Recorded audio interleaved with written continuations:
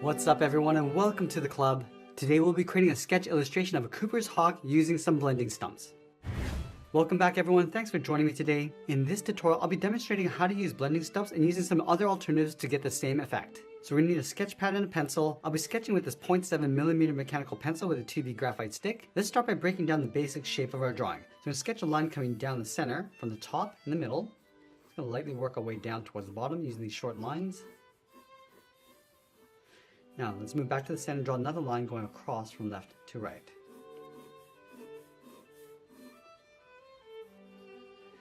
Now in the beginning we just want to focus on building out the symmetry and the composition. So we're going to place the eye in the center. So just around that center point, I'm just going to lightly sketch out a circle for the outside perimeter of the eye. And we're going to sketch a smaller circle in the center for the pupil.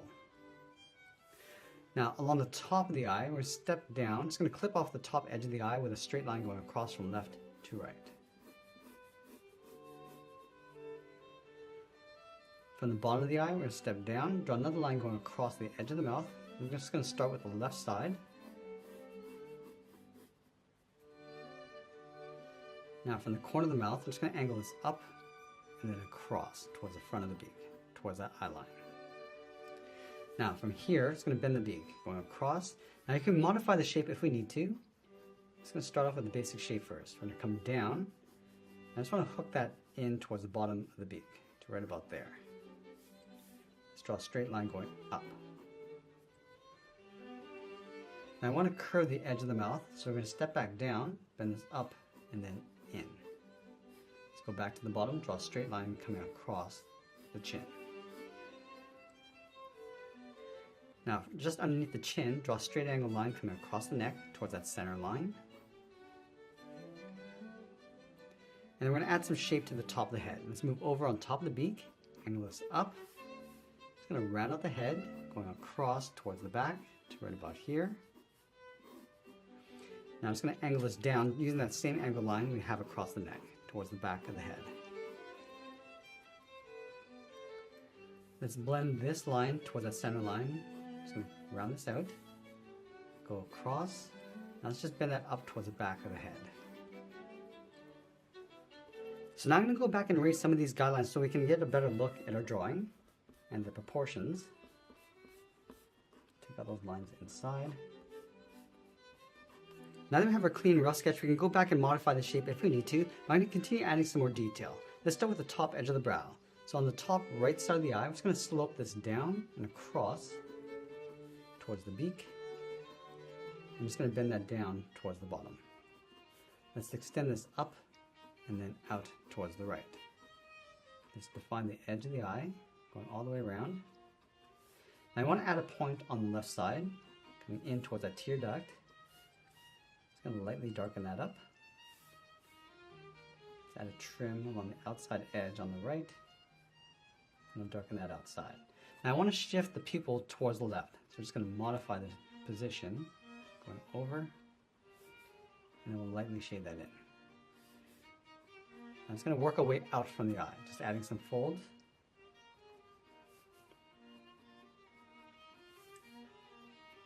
Just lightly shade in underneath the brow. Now we're going to modify the shape of the mouth. Start with that center seam, going across, and down towards the beak. Just add that thick ridge around the mouth. Just going to lightly trace this in across the bottom, and then down towards the chin.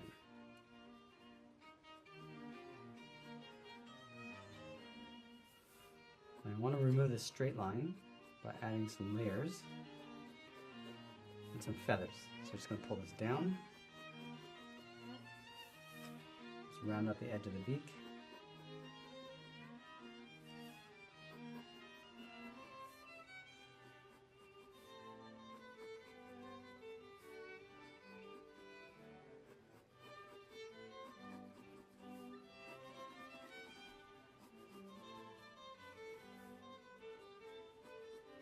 Just going to add a little bit of texture inside the neck. Let's go back and do another cleanup. Now I'm going to switch my pencil to this 0.9mm and start adding some contrast and darkness. So I'll start back at the eyes. I'm just going to start with this edge. Just going to feather this down. Just adding a little bit of texture just underneath the bottom of the brow. I'm just fading that out towards the end. Start to layer on some more detail.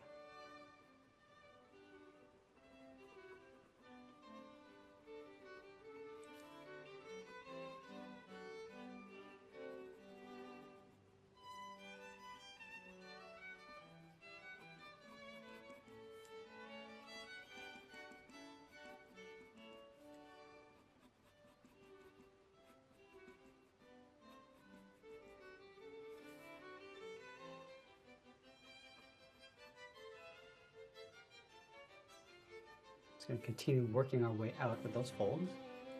Now I want to keep in mind that there's going to be a highlight along the top somewhere. Just continue along the outside perimeter.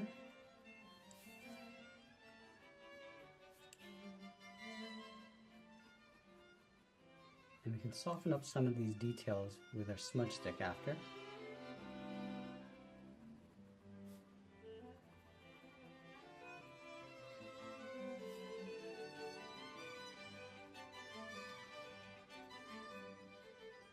And we want to place that highlight in this area. So I'm just going to come down at an angle.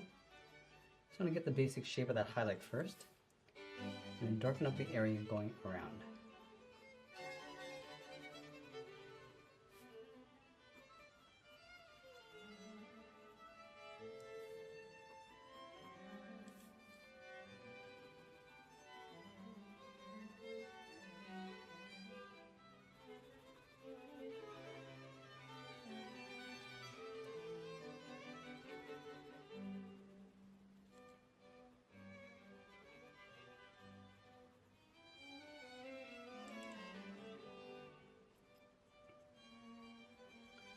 Add a light shade just underneath that highlight and fade that down.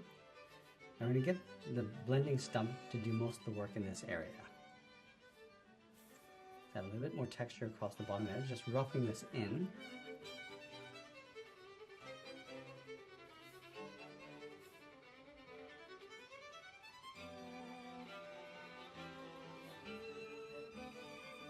Now I want to switch to my blending stump and just smooth this out. So we start down here. It's almost like painting in these shadows. So you see that just softened up that area underneath. And just working with the flow of our drawing. Now if you have a little bit of graphite on the tip, just use this as our paintbrush. Just work the area underneath the eye and just soften that up.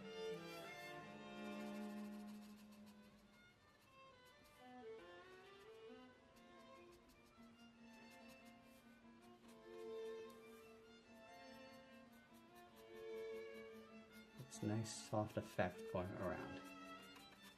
Now, I don't need to always reload that blending stump. You can always go in and use what's on the end. I have some from a previous drawing that we did.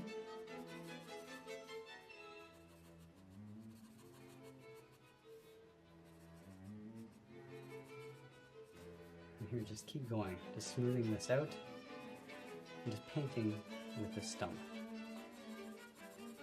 Getting some very light tones. Now another cool trick you can try with highlights is using this gel pen. It's got a white gel pen, just gonna go inside that highlight and just really brighten that up. You can also use this to add a few little spots, a little bit more tighter. And I'm just gonna go back, start adding some detail to the mouth. Just gonna add a little bit more shape to that edge.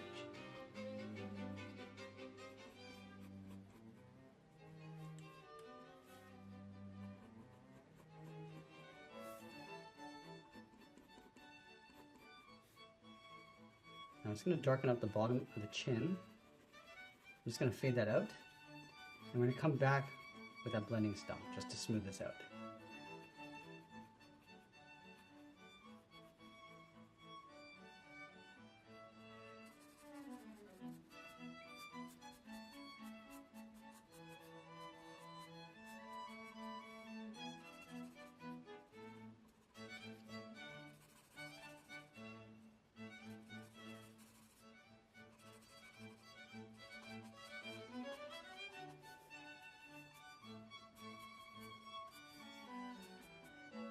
Now if you don't have an actual blending stump, that's okay. You can always use a napkin. So we're just going to fold this over a few times. and start adding this point on the end, just like that. So we have this nice little point, and we use this as a blending stump.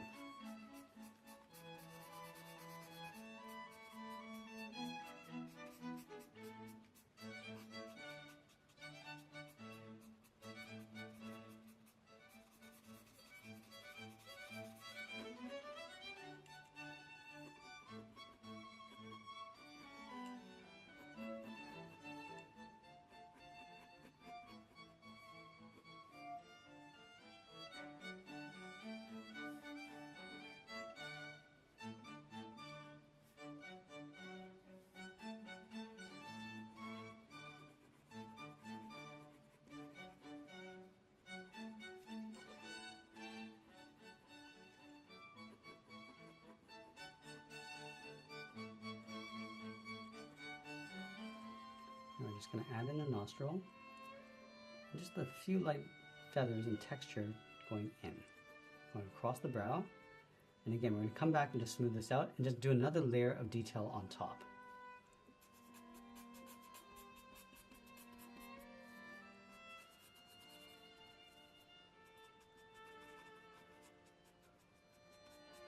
And you don't want to overdo it with this blending.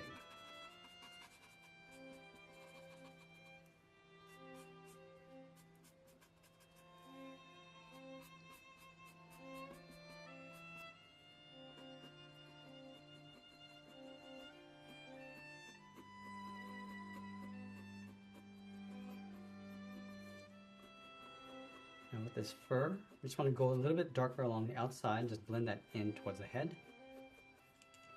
And we're going to start to add some layers inside.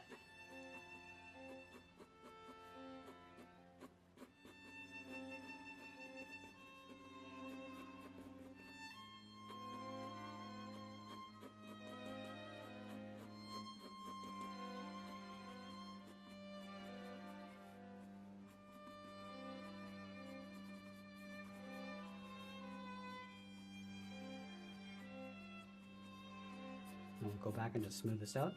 Just pulling some of those tones inside.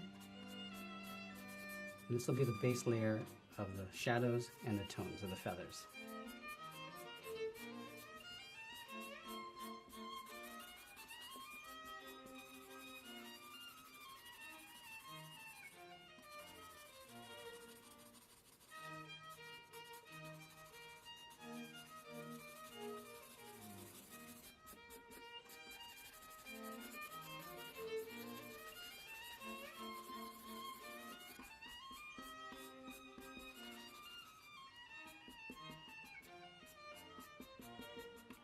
Now we're just going to add a little bit of texture along the top of the head, just adding these little spots, again, just as the base of the texture.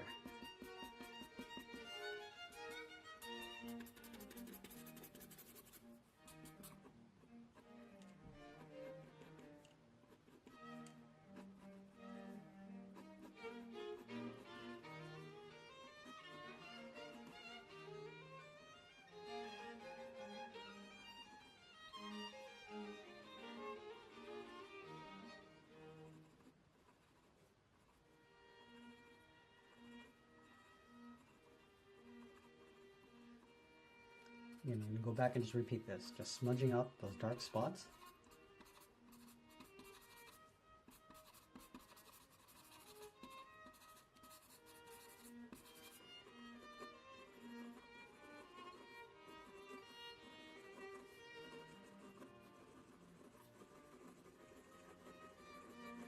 I'm just going to add some loose texture across the neck. And then going back and just blending that out.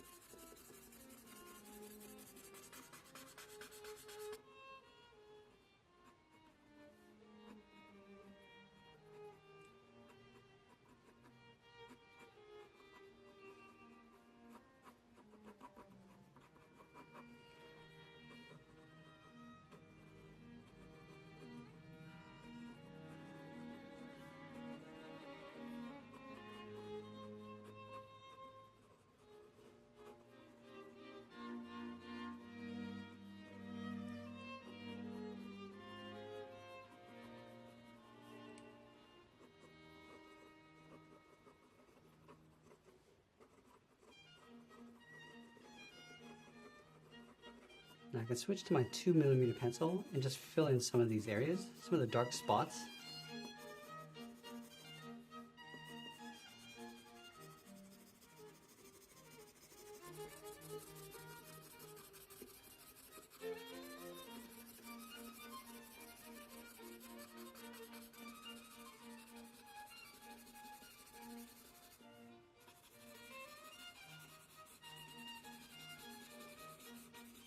Now I'll show you another trick to get this blending effect. I have a sanding block with my pencil and a small sheet of paper to catch this graphite. So we're just going to sand this out, and whatever falls off we're just going to catch on that paper. And then just like a painter's palette, I'm just going to pick up some of these droppings and use that to shade this in. Now I'm going to switch to a fine tip pencil and start adding some details. I'm going to start on the left side with the beak, just adding some texture and lines going across. Just working with the flow of our shading. You can always go back and just darken up some of the contrast.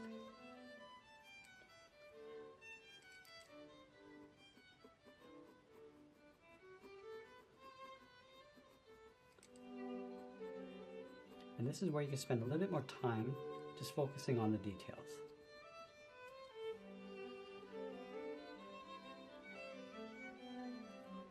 I'm just going to add those little hairs going across the beak.